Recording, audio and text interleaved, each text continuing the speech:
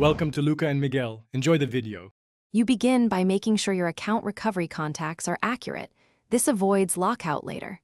Next, pick your MFA method. An authenticator app is stronger than SMS, and a hardware key is strongest.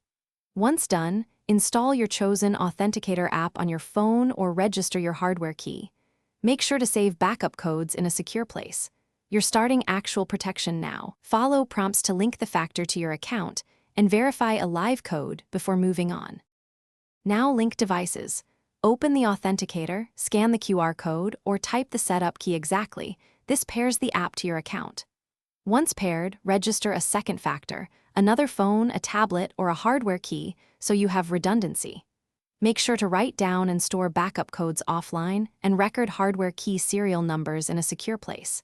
If you use a password manager, save MFA recovery info there. This prevents single-point failures and keeps access smooth.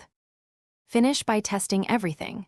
Sign out, sign back in, and complete the MFA challenge to confirm success. Once confirmed, update trusted devices and recovery options so you can bypass repeated prompts when appropriate. Make sure to keep backup codes and a secondary factor accessible but secure.